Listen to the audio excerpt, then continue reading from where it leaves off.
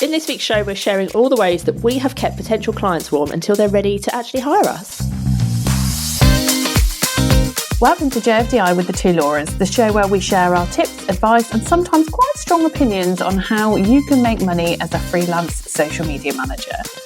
One thing we see freelancers come up against time and time again is the constant need to generate new leads, but not having the same drive or motivation to keep the old leads warm and nurtured. So on this show today, we're sharing 7 ways that you can keep your leads warm until they are ready to buy from you. Before we dive into these ways, can I just pick up on something that you just said? Mm-hmm. You said that people don't have the drive or motivation to keep those old leads warm and nurtured. Mm-hmm. And I think it's because, and if this resonates with you, I'm sorry, I'm not calling you out, not you, Laura, whoever's listening. If this resonates with you, is it because you feel awkward and uncomfortable and like you're pestering somebody when you follow up with them? Because if that is the case, what we're going to tell you will help you to get over that, because you do need to follow up with people. And if they were in your world, it's because they had a problem. They've probably still got that problem. I wonder whether there's also a fear of rejection. Totally. Yeah. So go listen to the other podcast we did a few weeks back about how to deal with that. I suspect there's all sorts of reasons. Yeah, and I get it, because like we've all been on the other end, haven't we, of someone like following up, like all those emails, just bumping this up. Yeah. Like, you know, it's annoying. I get it. Just when you do it, circling back. Yes, it's all of those. It's annoying. You don't have to be like that in order to follow up with somebody. So none of the 7 things are that, because literally no circling back in this podcast. Yeah, they are all against my religion. Good. Okay. Perfect. Right, let's go then. Okay, so one way, and this is probably the one that I will have and still do, is just chat. Just chat in DMs and just build a relationship. Reply to their stories. It doesn't have to be about work. It can be about anything. And this is where you're going to start to get to know these businesses and start to kind of think, okay, I like them, I don't like them. So obviously some platforms lean more to this than others, where you've got like stories on Instagram. Generally, you get to see a little bit more of the business owner or the staff, you know, so you can kind of start to kind of build that rapport. Other platforms, maybe like LinkedIn, you're going to either have to send DMs or just engage publicly on their content, and we can kind of come on to that a bit. Yeah. But for me, obviously being predominantly more of a meta social media person, I would have always just chatted in DMs. So, and I've built brilliant relationships. I actually, one of my biggest ever clients, they found me really because his wife used to chat with me in DMs, because she was my target audience. She was very much my niche. She was is a really successful interior designer. So I was engaging with her because she'd asked some questions about working with me. I had assumed for her business. So I'd kept chatting along with her for quite a long time. And we used to talk about gin. I think predominantly gin, actually was with all we talked about. I'd reply to her stories because she worked on like incredible houses. So there was always something to say. And she would often reply to mine, which were predominantly about gin and not incredible houses. And we just got on really, you know, we just chatted. And it wasn't daily, probably wasn't even weekly, but it was just that kind of touching base. Touching in sounds a bit dodgy, yeah. I wasn't touching anyone. I mean, let's not advocate that. No, don't touch. That's a whole different type of podcast. That's a whole different way to warm up your clients. We're not talking about fluffers. What's fluffers? Oh God, we're not getting into fluffers. Okay, moving on. What is a fluffer? A fluffer is someone, I don't know how I know this. Everyone's going to be dying about why I know this. A fluffer is someone who works in the porn industry, getting the porn stars ready.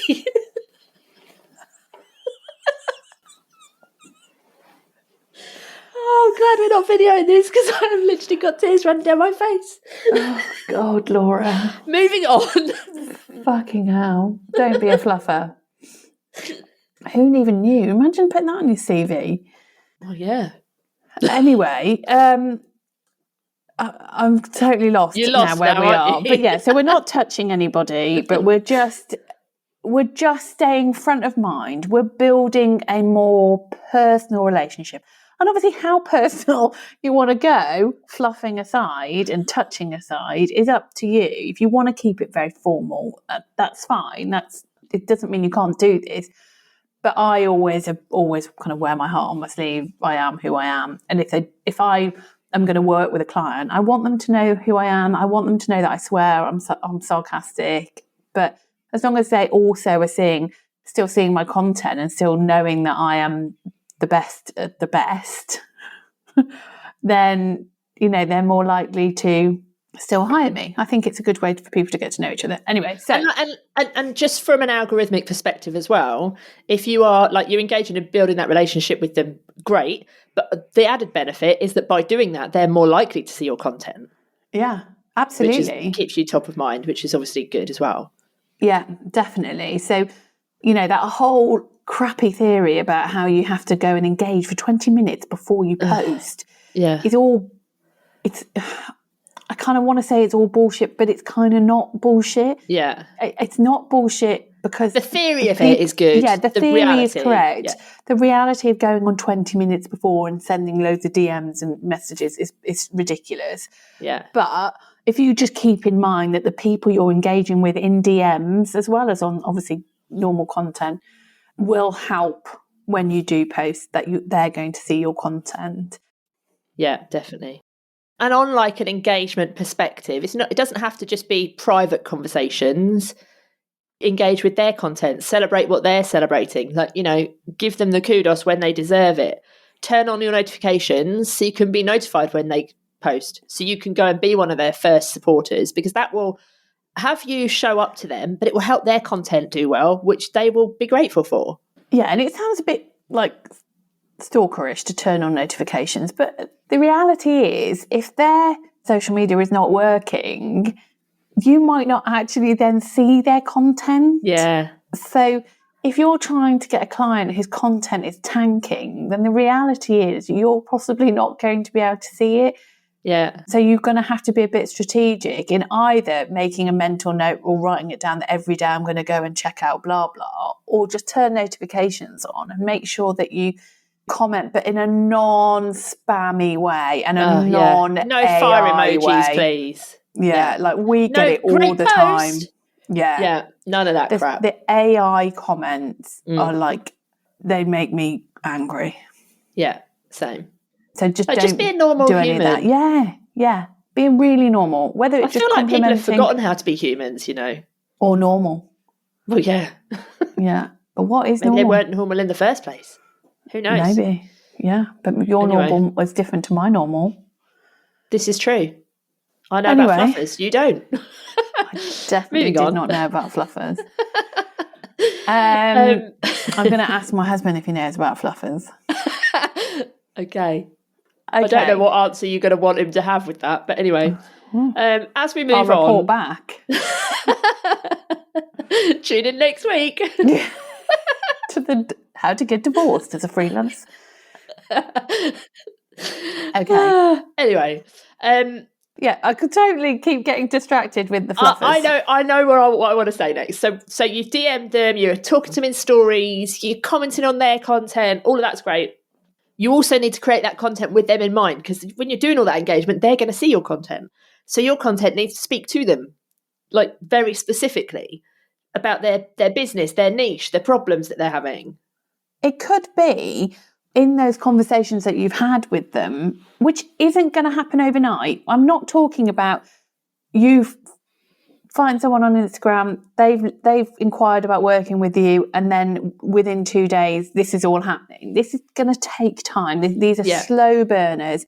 But in the conversations that you potentially may have, specifically probably more in DMs than from what they say on their normal posts, but they're likely to have shared maybe, I just find it really frustrating.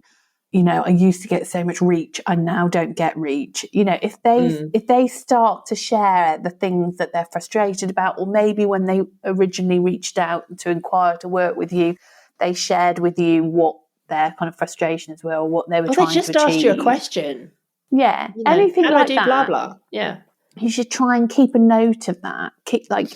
Build up this profile of these clients, so you can, or these potential clients, that you can start to understand what their frustrations are, what they're trying to achieve, the stumbling blocks. You can obviously go and look at their content and kind of do your own little mini secret audit. And then you use all of that knowledge to create content. So then when you next put that content out, they're going, oh my God, this is exactly what I need. This person is the best. Where do I sign? Yeah, definitely. Love that. And also, like, if you've got resources that will help them, send them. Like, if they're asking you a question and you've got something that will help to answer it, whether it's an old post or a blog or a podcast or whatever, give it to them. If you see, it could, like, if they're on their stories saying, oh, I've just got this new gin, don't know what to put in it, send them what you'd put in it. Those sort of things they just build that rapport, don't they? Resources don't always have to be business related. If you see they're thinking about buying something and you've seen one on discount, here, use this link. Yeah. Things like that are helpful. That's what builds relationships. And it doesn't, even if it is business related, it doesn't even have to always be your content or resources you share. So if they're saying that they're really frustrated because of something on their website and you don't do anything to do with the website, then, who do you recommend? Have they got a resource? Have they got a blog? Just, it's that kind of, I saw this and thought of you. It makes people feel seen, like heard. Totally. They'll value that. They think that you're on it, you're caring, you're helpful, you're resourceful. People like to be remembered as well, don't they? The fact that you've remembered them, and thought of them when you've seen something or heard something, whatever, like, that makes people feel good. And it's not someone saying in their DMs to you, oh God, I've had a nightmare with my SEO on my website.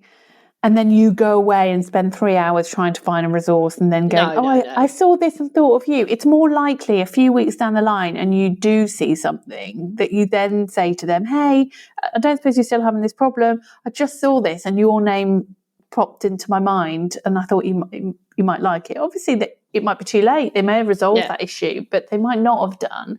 It's not your job to have to go and find that content to help them. That's a little bit over delivering and a bit kind of creepy, a bit desperate. But it's about, this is all very organic. Yeah.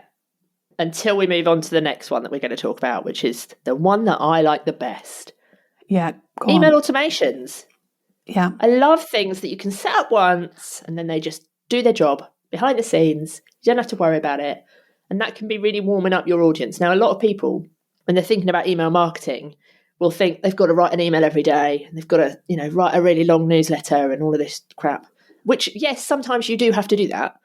But if you're just trying to keep people warm, you could just create an email automation. So, like, strategically, what kind of journey would people need to go through in order for them to get to know you and trust you and want whatever it is you're selling? Even if you've got a small list, even if there's 5 people on it, it's still worth doing because it's another touch point, isn't it? It's another way that you're getting in front of them and it's something else for them to read and learn from and what have you. And, a lot of people will say, but I don't know what to say. Start with the frustrations that they're having, the problems that they're having. Solve those as an email. Whatever they've signed up to your email list from, a lead magnet, go deeper on it. Talk about, different things they can do. Give them ideas, give them inspiration. Give them ways that they can work with you.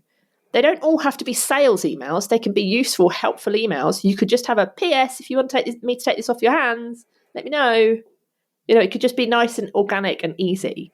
And you only have to set it up once and leave it running. Job's good. And if you can think of social content, you can think of email content. Yes. It's the same, but different. The same but different. Yeah. It's the same as in, like, you just write, because obviously on an email you don't have to faff around in Canva, do you? Yeah, you don't have to go record a video. Yeah. And you may word it in a different way than you would on socials, but it's still the same message. It's still the same purpose. But yeah. And just, like, people consume content differently in different places, don't they? Like, I would probably take something more from reading it than I would from watching a video. I take things in more if I've got my AirPods in listening to a podcast than I do watching, like, a YouTube video, for example. And the more times that you hear things in different ways, the more likely they are to stick. And the more times you hear from a certain person, the more rapport you build with them, even if you're not actually having a conversation.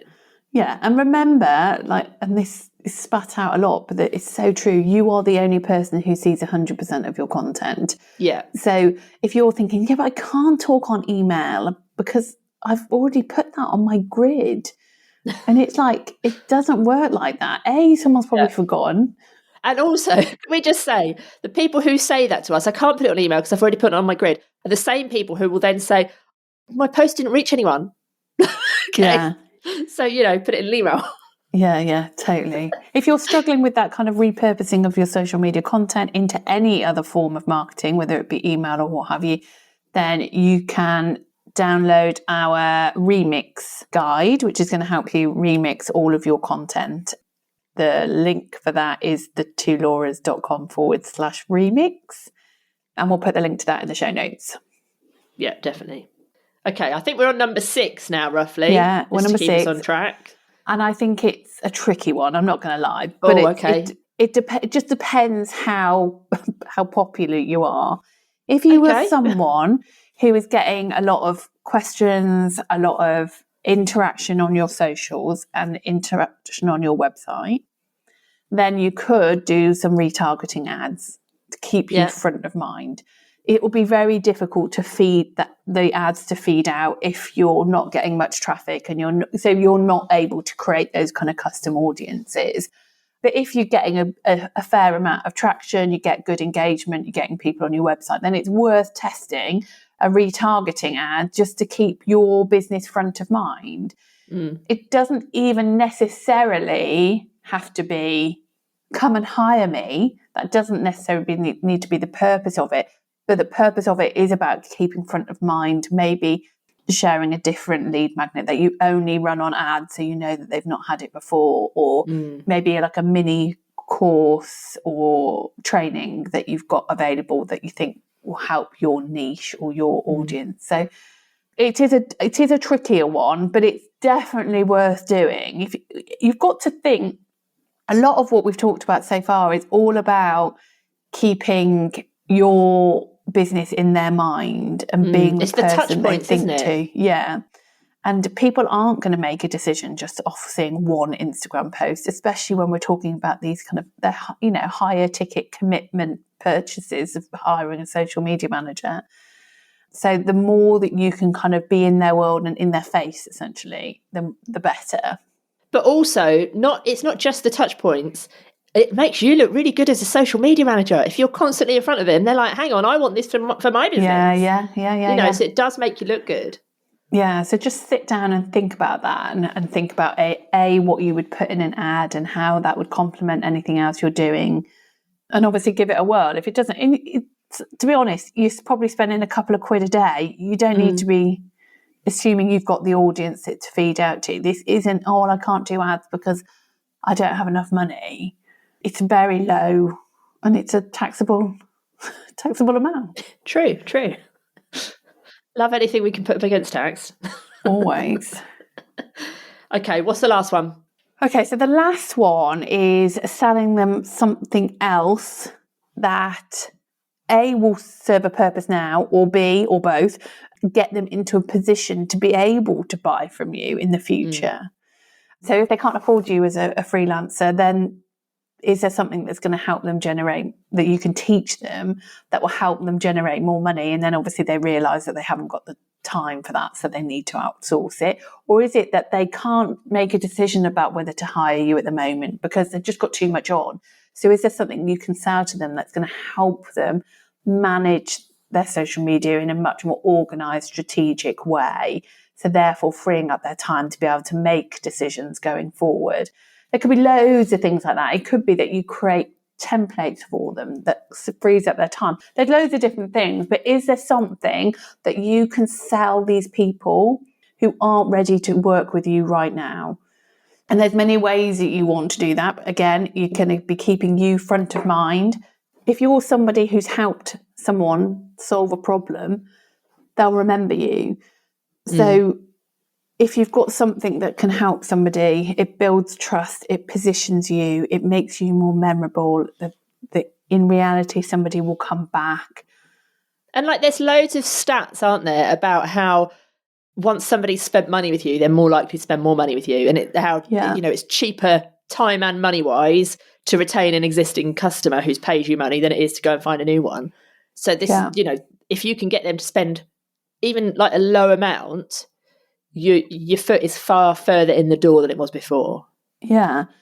You want whatever it to be to wow someone. You don't want this to be really crappy, something that's not going to actually help. You want it to be like, oh my God, this is brilliant. Now, I'm not saying, oh, you've got to go and create a course, anything big. It's just got to over deliver. So when they get it, they're like, oh my God, this woman knows her, or man knows her stuff. I'm going to hire them.